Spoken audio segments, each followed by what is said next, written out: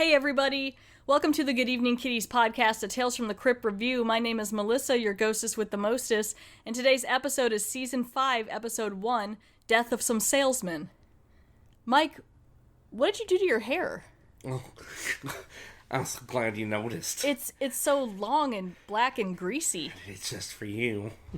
And that hump, when did you get that disgusting hump? Oh, this whole thing. Oh my god, your face! You're Winona Brackett! Yeah, I'm gonna get you married now. And dead. Hi, Mike. Hey, what's up? Thanks for being on this episode. Pleasure.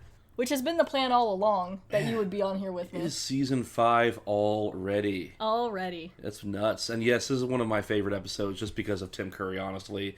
And it's one of the more gross and squicky ones out there. Oh, it's so squicky. I can't believe that this actually exists. Yeah, it's one of my favorites too. Definitely in the top, probably at least top 5. Close for me. Yeah, so I always knew that the two of us were going to do this episode anyway, so we finally made it to Death of Some Salesmen, so let's get into it here.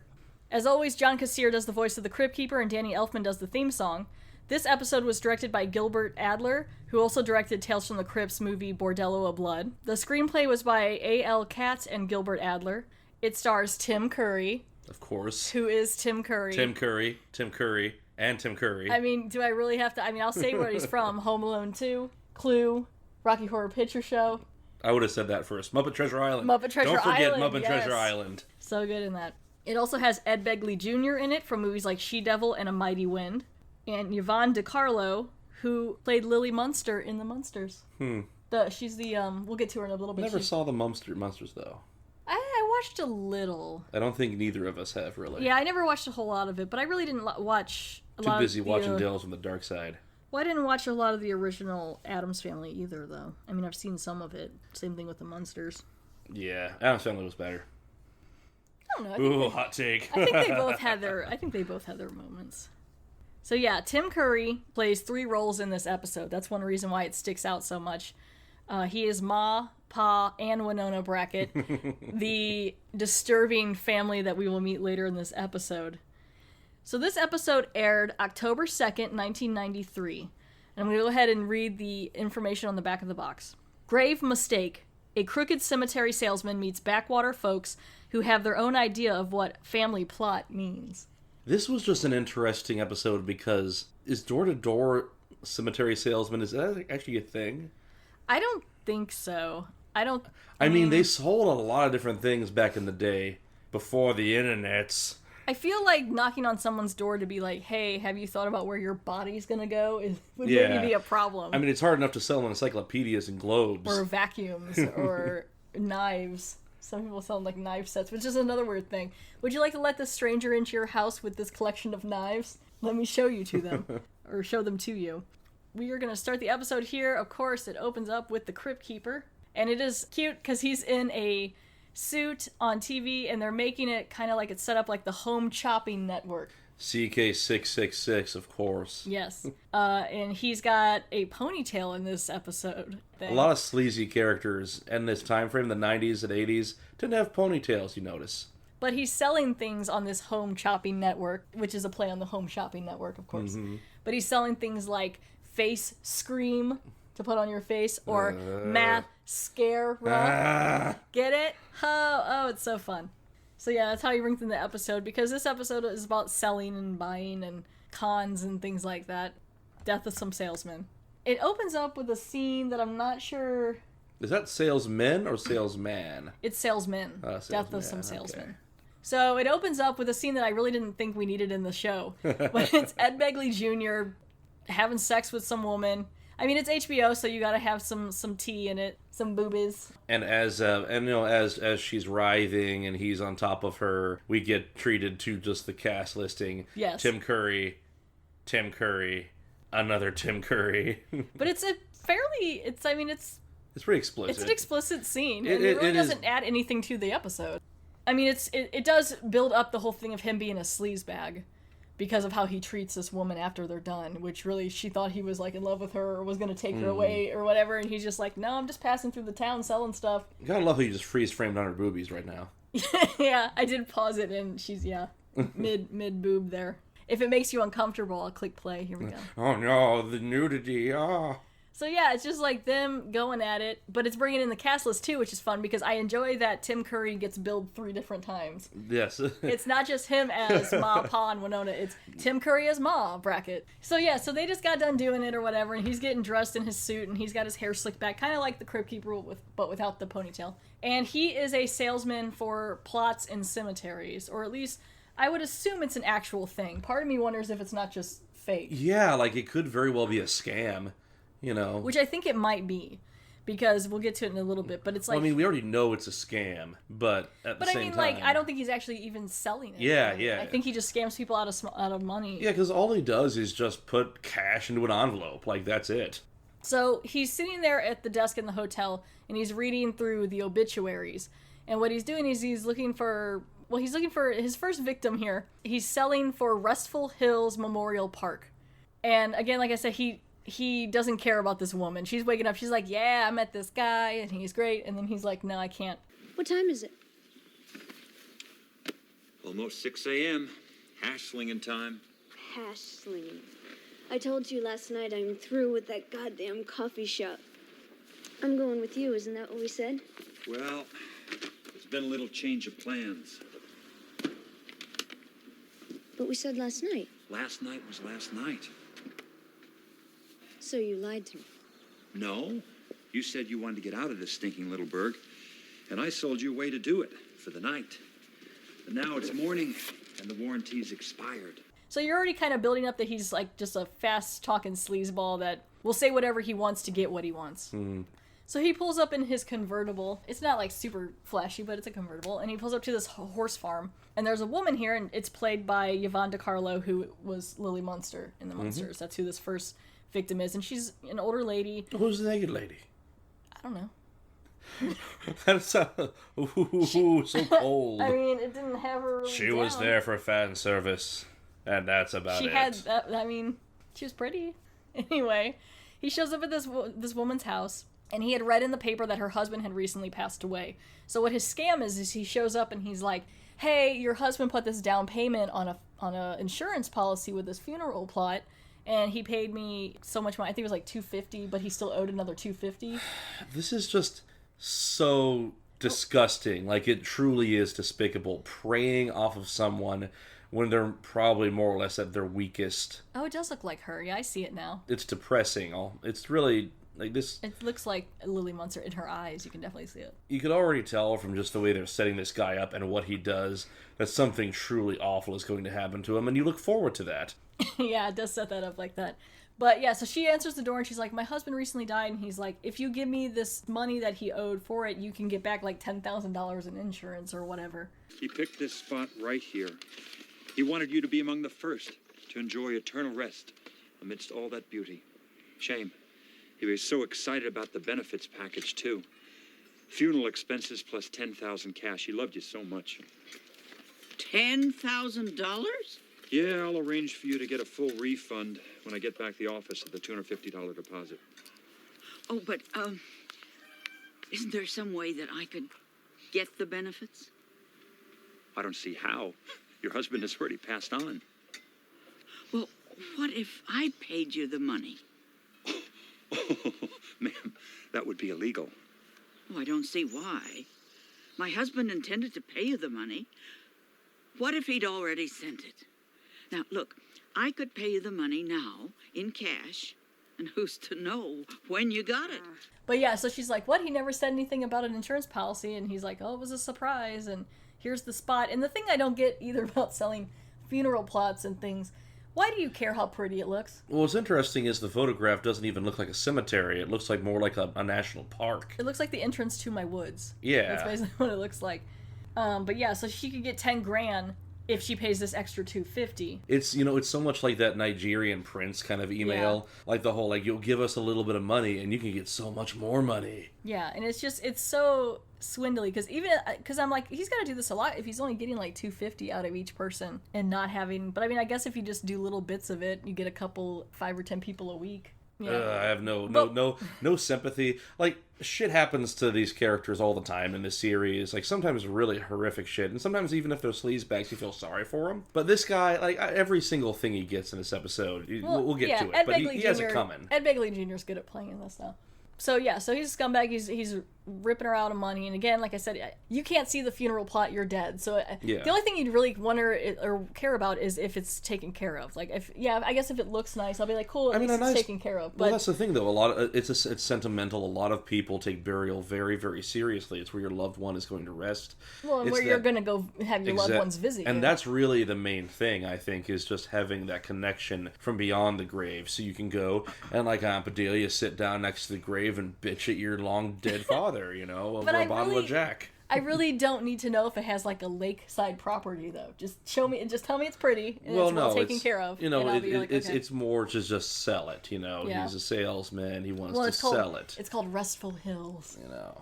Yeah. Get that rest. Better than like Corpse Ridge. So this lady is being swindled out, and what's the saddest part about this is he needs $250. All she has left in the whole world is $187. He takes all she has left. All of it. That's all she has. She's a widow. But instead of being like, no, I can only take $250, he's just willing to take whatever she can give him. Mm. And she's like, oh my God, bless you, you're so sweet, bless you. Like this motherfucker. So he takes the money, and so now he's traveling around again, and I'm not quite sure. It shows him swindling a bunch of different other people. Like, he just keeps putting money in envelopes. Wads of 10s and 20s. So he's going he just goes to house.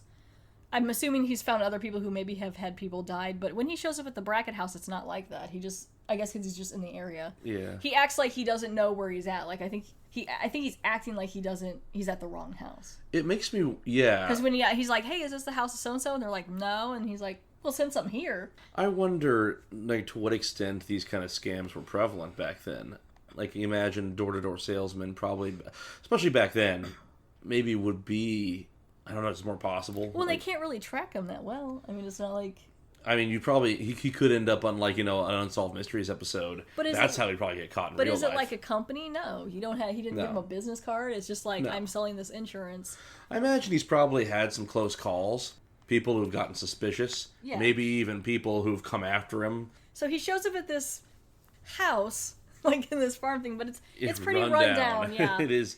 Everything is overgrown. It looks dilapidated. No one's washed those walls in a long time. Isn't it dilapidated? I need to go to the library to find that one out. So before he can even knock on the door, face shoots out, and it's Tim Curry as Ma Brackett. And I think she's my favorite, I think. I like her in this. She's a little more calm, a little more, feminine. So we meet Ma Brackett first. And she's a plump, older lady. And what is it with British guys dressing up like older ladies? Is he British? Tim Curry is British as fuck. Dude, I don't know. Tim Curry is British, that's fine. Yeah, so he's acting like he got the address wrong. She's like, well, it is Maple Drive, but Maple Street is across town. And so he's like, oh, my mistake. And so she goes to shut the door, and she's like, cool, bye. Because, like, they don't like solicitors, whatever. And then she's like, you know what? Wait a minute. And she's like, do you want to sell us something? So he's like, sweet. So he goes in. And it's an okay house. I mean, it's a little messy, but it's just like, they got a staircase that leads upstairs. To it's like your grandparents' house. It's nice. It's got some nice things in it, but it's a bit cluttered. A lot of wallpaper. Oh, yeah. That wallpaper is pretty ridiculous. And so she calls out for Pa Brackett. Oh, it sounds so nice. I do have a lovely brochure that I'd like to... I'm sorry. I don't want Pa to miss this. Pa! Where is that old goat? Pa! Where in tarnation are you? Hold your horses, Ma. Right in the middle of digging. Oh, we got company. Mr. Campbell's a salesman, Pa. A salesman, huh? Ain't that nice? In the old days, traveling salesmen used to come by all the time. Of course, nowadays, everybody stays home, does their shopping on the TV. And Pa is a lot different than Ma. He's a little gruffer. The voice that Curry does on it is different. This like rasping, like, you know, side of the mouth sounds like intakes. Like, well, and it sounds similar to like his voice for Pennywise, which I forgot to mention. Yeah, you know what? What's something that to pay attention to is Paul Brackett comes up and he's got his overalls on and his old glasses, and they're all like probably in their 60s. I think he's trying to play it, and he's like, "Oh, I just came up from the basement. I was digging." And they don't really break into like what that's all about, but you're like, all right, just digging in the basement. And so Pa comes up and he's like, "What? I was digging." He's like real gruff. Digging in the basement is your first sign to get the fuck out of there. Yeah. And Ma's like, "Oh, be quiet and be nice. He's just here to sell something. He's such a sweet boy." So he's telling them all about it, about the funeral plot and everything like that. I think this time he's trying to say it's like a deal. If you each give me $250, or get both of you guys for like $500 as a special deal, and you can get like $25,000 in insurance money back. Like instead of doing the basic one, he's trying to do like a benefits package for them so they get even more money if they double up. I appreciate like them actually showing Paul. He's got his pipe. They're actually showing him light it up. Yeah. Now, I have to wait and see if he actually smokes it. I have this, it looks like he's actually smoking it. There's so many movies where someone will be shown with a pipe and there's no smoke coming out. They're not even inhaling or anything. It drives me crazy. At first, he was going to give him the regular price, but there is a quick scene here where he kind of looks over and sees that they have like a VCR and things. And yeah, they got a good, they got sound system. Some decent stuff, some sound system. So he's like, well, maybe I can bump it and act like it's a special deal if I can get a little more money. So what I like about these two, Ma and Paul Brackett, is they ask to see the plot. That's the one thing that stands out. And they're like, well, this is nice. Yeah, we like this. Will you show us where it's at? And, you know, he's probably had a lot of failures where people have actually asked him, okay, can we see the plot? Can we arrange a visitation? And he said, sure. And then he's just been like, okay, well, that's a dry hole, and just skip town. Okay, here's the deal. So it's $750, I think, for both of them. And they'll get $40,000 in insurance back. Of course. They're not going to get anything. We have to keep in mind that this is him just selling them a load of malarkey. Yeah, they're not going to get anything. But that's what I love, though, is how they're just like, well, show us where this... We don't buy anything without seeing it first, which is like, yes, that's a smart... You must have crossed over into Missouri, son. Don't say Missouri. They do have kind of like a central southern Midwestern kind of accent going on. At least that's what Tim Curry is coming off as. He nails it, I think. Ma and Paul Brackett give this look to each other like, okay, yeah, we'll get the money. I'll go get it because I think it's in the basement or something. I mean, right off the bat, you kind of get the idea that they're conspiring among themselves. Well, yeah, they kind of give each other a look. Kind of thing. So Paul leaves, and Ma decides to make him some coffee or tea or something. Apparently it's like real gross. And she's just talking about how, you know, how crazy Pa is, and Pa's calling for her to come down there. And so he's like, this coffee is cold, it's gross. So he gets his coffee and it's like really cold, and he's like, well, I need to heat it up. So here's where everything kicks off, where it's really fun. He goes to heat it up in the microwave. He opens the microwave, and what's in the microwave?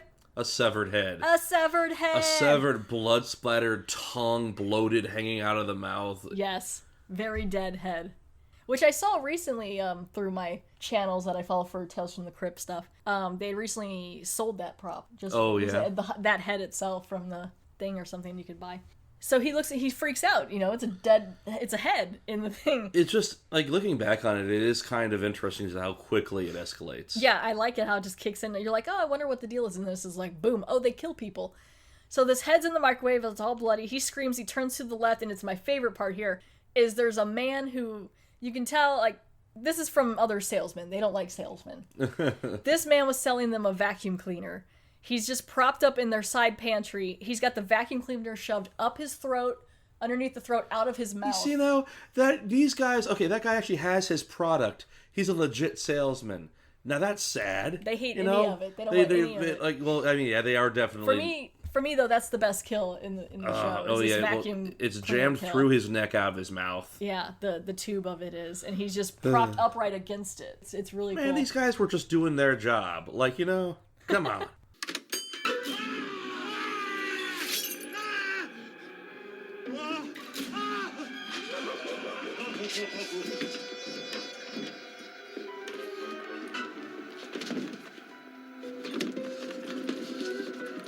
I'm afraid you ain't going anywhere.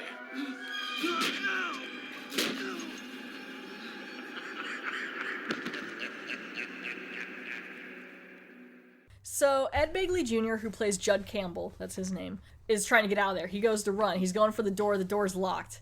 And right when he turns around, Pa's like, I'm afraid you're not going anywhere. And he hits him with a bat until he's unconscious.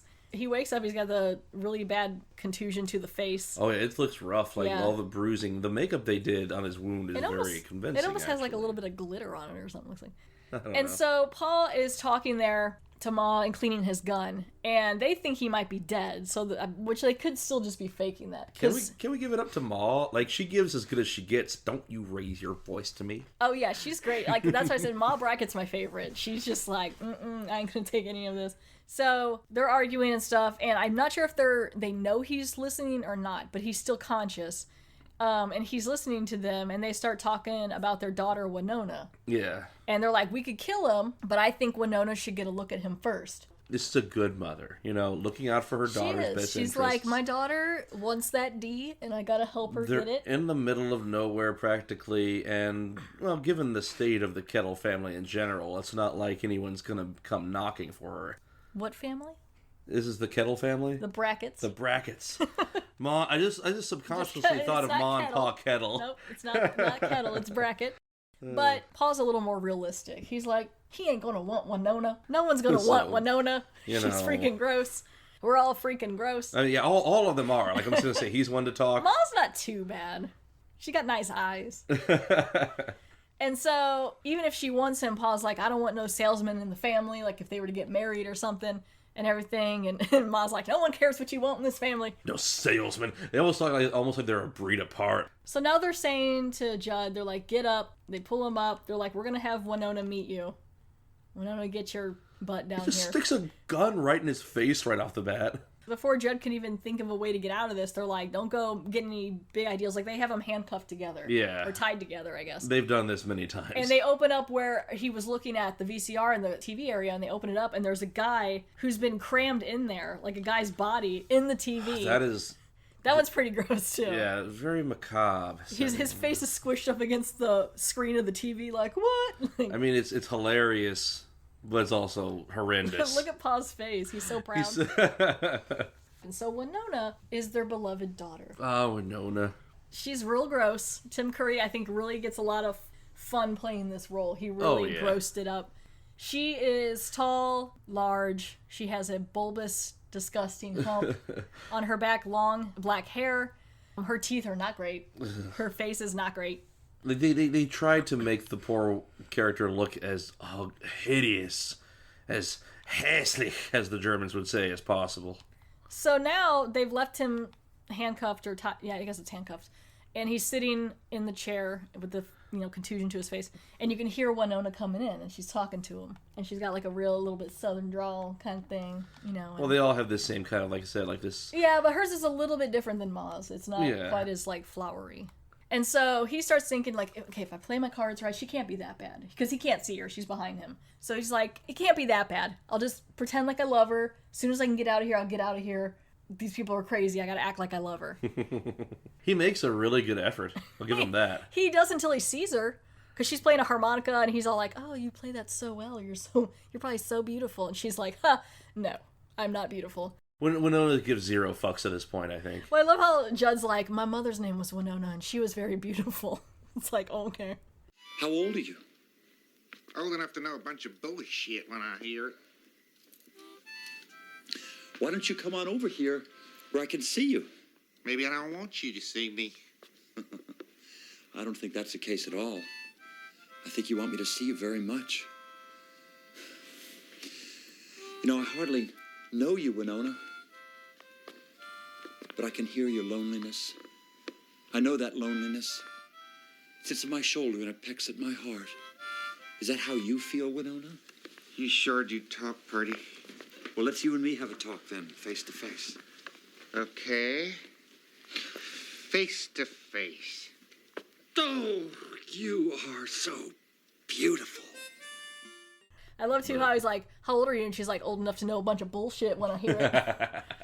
So she comes over to see him, and his face, when he sees her face, he recoils. He tries to cover it. He has a physical reaction. Yeah, he tries to cover it real quick, but he fails at covering it. So he sees her, and he's just like, oh, damn.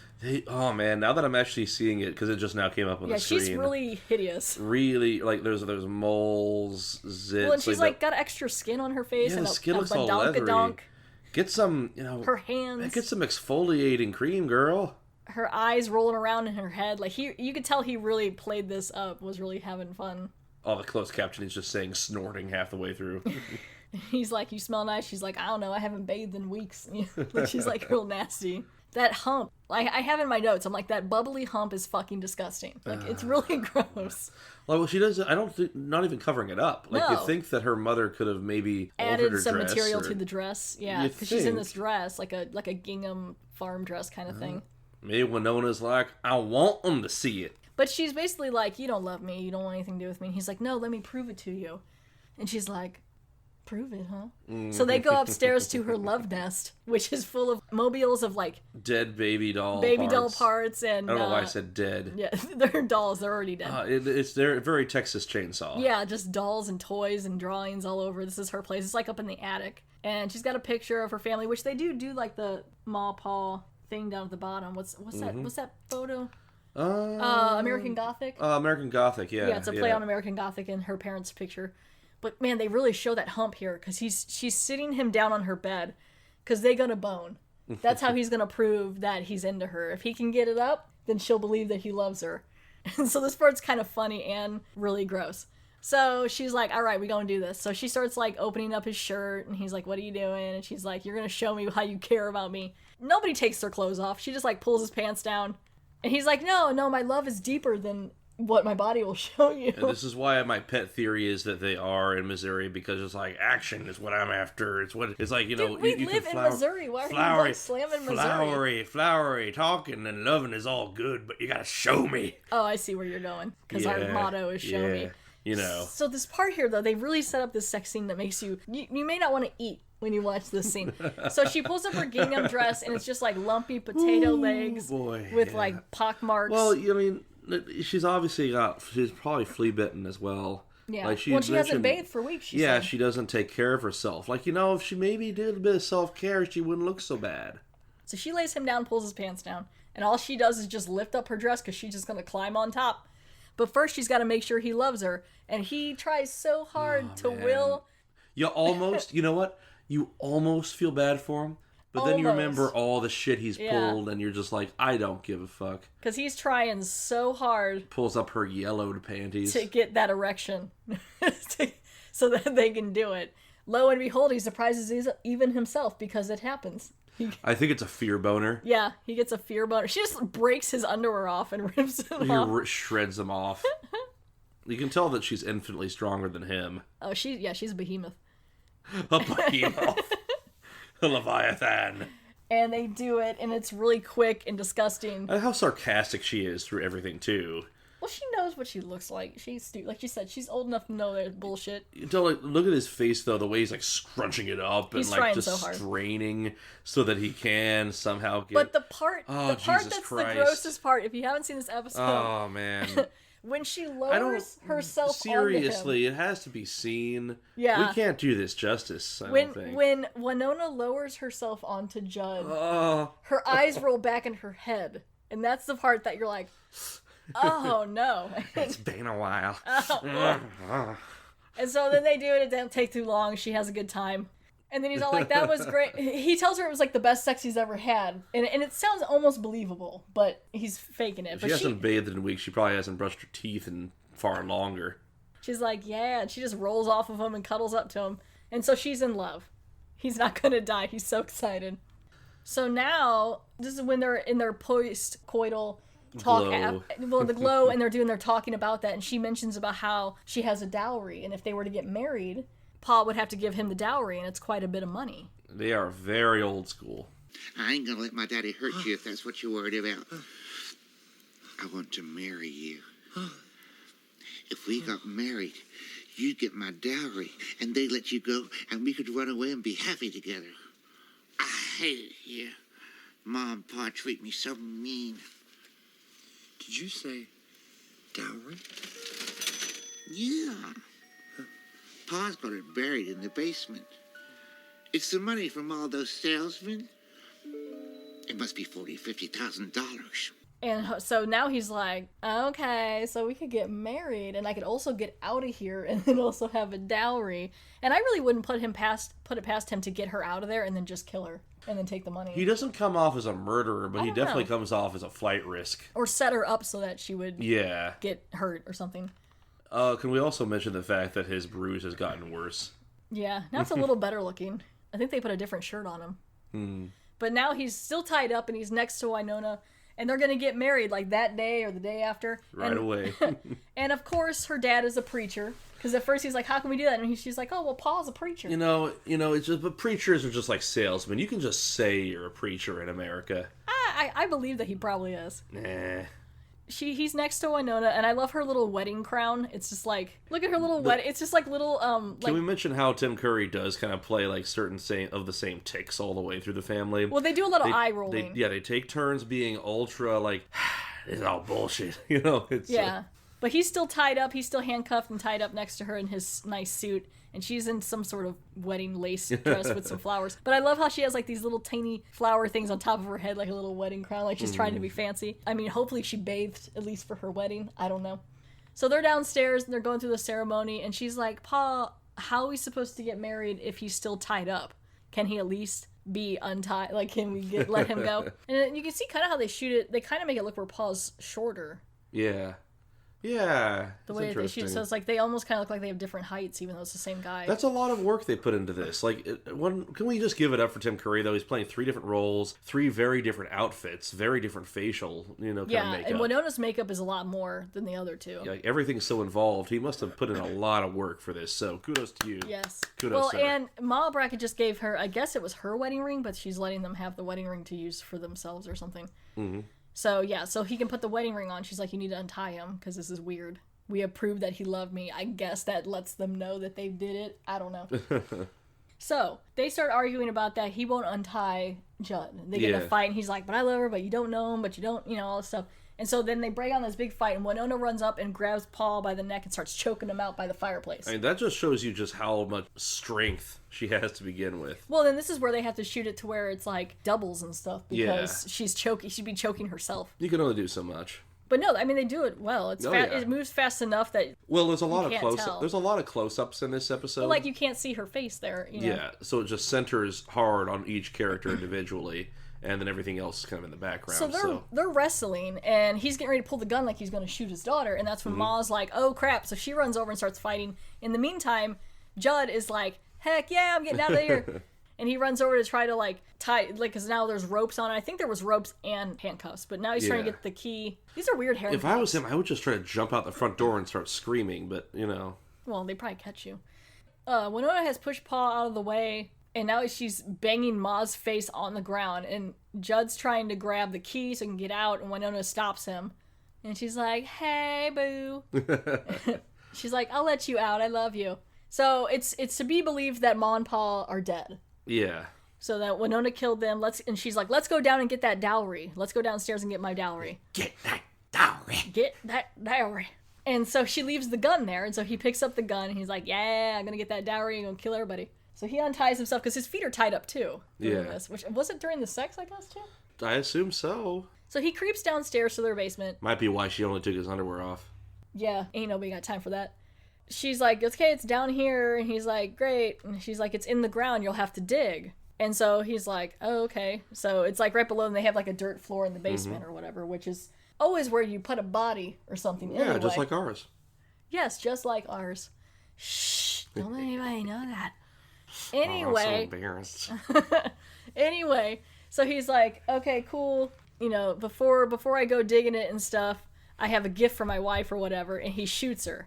And falls down and blood comes out underneath her hand. And he's like, you ugly bitch.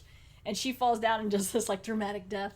So it's very pantomime, and you'll see why. Yes. So cuts a little bit of time later. He's been digging this whole time. He's digging a very good sized hole down in this basement. Winona's been laying there the whole time. Mm-hmm. He finds a box. He finds a box, and in the box is a rolled up piece of paper. And he goes to open it up. and it's the deed for the Restful Hills Memorial Park, but now his name is on it. What a twist. What a twist! And I love this part because he turns around to look up out of the hole, which basically he has dug his own grave. Yes. Is what he's done. It's a good-sized hole, too. I can tell that this family is they're all great fans of dramatic irony. Yeah, this was a pretty good ploy. They had some fun with this one. But he turns to look up, and I love this scene here because they're all looking down at him, and they're all alive. And Pa's got his gun. All a big show put on to just bring his hopes up and then bring him all the way back down again. And he's standing in this hole like, wait, what? I thought you guys were all dead. And I love how Ma has her knitting. She's holding not a gun, just some knitting. Hey, I'm pretty sure she could take those and just kill you just as easily as Paul could with a shotgun. Okay, so it was the two of them looking down. And then Winona just gets up. She's been laying there for hours. I guess she just took a nap, because it takes a while to dig a hole like that. He's all sweaty and dirty. So yeah, so they had the set up blood pack and everything. Either that or Winona's just so fucking strong that she could take a bullet and just be fine. I don't think so. Because they were like, no, sweetie, just take your dress and put it in the washing machine. The washing machine that nice salesman brought us. And then they're all just laughing maniacally and staring down at him. You find something down there, young man? You know, Mom, the young man's right. This sure is a mighty nice cemetery plot. But The view ain't much, but I think he'll rest in peace just the same. Winona, you gonna pay your respects or what?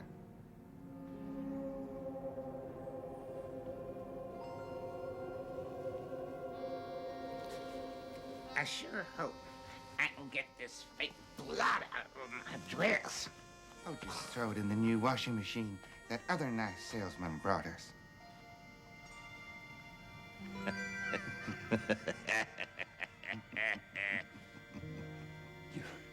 you lied to me, all of you. Lied? Now, that ain't a nice thing to say. Besides, 'twarn't no lie at all. No, sir. It's called salesmanship. So yeah, so then they shoot him, and that's the end of the episode. So this was a long con of them. And do you think Winona slept with every guy came through? I don't think so. I think that she probably, depending upon the situation. I mean, she didn't act like her virginity was being taken or anything like that. She just acted like, oh, it's been a while, you know? No, but that's what I'm saying. I'm guessing they could have done the same plot setup every time, but not necessarily though, because the one guy was killed by the vacuum. Yeah. But they kill everyone based on what you're selling. Because the guy who sold them the microwave was in the microwave. You know what? That's true. And the guy who sold the TV was in the TV. They were probably, yeah. I'm assuming the guy who sold him the washing machine is in the washing machine. And this guy gets, he digs his own grave and buries, because it's a burial plot that he sells. I'm going to guess they do this every time, and she just sleeps with everyone. They're a creative family, and the family that slays together stays together. Is that what it is? All right. I don't know what that's from. I forget. So that's the end of this disgusting episode. It's super fun. If you haven't seen it, check it out. If you want to gross people out, if you want to make them laugh, this is a great episode. It's very memorable. It's very good characters for Tim Curry. It's just perfect. Really really fun. He kills it. So then it cuts back to the Crypt Keeper. He's at a cash register. He's got his hair down now. He's no longer in the ponytail. Got a bunch of veggies. Some veggies and stuff. For some reason. Knives. Yeah, I don't know what he's talking about. He's just throwing, all kinds of different puns out. Crypt Keeper, you're so punny. And the best Crypt Keeper pun is... Next up on the Home Chopping Network, it's time for the Crypt Keeper's Fashion Boutique. Today we're featuring my full line of Après-Vie death care products. We've got everything from face scream to mascara. Try some. It's the best thing you can do for demise. So yeah, that's pretty much it here. All right. There's a little bit of IMDb trivia for this episode. Apparently, according to IMDb, Eddie Murphy turned down the role to play Ma Pa and Winona Brackett. Eddie Murphy? And I said, really? Huh. Some of his movies, I'm not that big a fan, admittedly, but I like him, and he's really good at pantomime. He's really, really good at character acting. I don't think that's probably true, though, because he didn't do like Nutty Professor and stuff until... Wasn't it like 98 or something? Yeah, like it took that... but was he doing... I guess technically he was doing that stuff... Well, he was always doing it stuff. In other, It's like, just it used to comedy be, shows and stuff. I don't know. By my own opinion, used to be better, but, you know. Hang on, let me check. Love the PJs. Okay, so Nutty Professor was 96, so I guess it could have happened because this was 93. Really? The Nutty Professor was 96? Apparently, dang. The remake of the Nutty Professor was 96? Jeez. No, the original, the one where he plays the dude who gets, like, real fat. He plays, like, all 8 of the family members. Yeah, that was from 96? That was 96. Jeez. Yeah. I thought it was, like, from 2003 or something. The second one was the year 2000. Man. So, yeah, I mean, I guess that would make sense, yeah. Okay, well. And then the title, Death of Some Salesman, is based on the Arthur Miller play Death of a Salesman that opened on Broadway in 1949 and won the New York Drama Critics Circle Best Play, the Pulitzer Prize for Drama, and the Tony Award for Best Play. I don't think this won anything. This could be a fun stage play. Huh. Of course, you wouldn't be able to pull off the one guy playing 3 different roles. But, Well, no. And then, yeah, like I said earlier, the picture on the table in her bedroom is reminiscent of American Gothic. Mm-hmm. So the next episode is Season 5, Episode 2, As You Sow. Mike, thank you for being on here today. I hope you had a good time. We've been Always planning fun. on this for a while. Certainly had a lot of fun watching the episode. Yes, it's a good time. And thank you guys out there for listening and downloading to this episode. Thank you for subscribing and leaving reviews and everything like that. There's a Facebook page you can follow for the Good Evening Kitties podcast. There's also a Twitter page you can follow that's at GEK Podcast. And yeah, thanks for listening. Have a good one. Take care, everybody.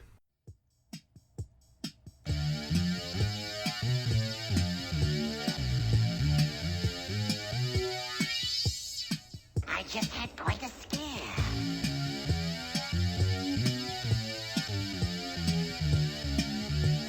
I actually thought my heart was beating again.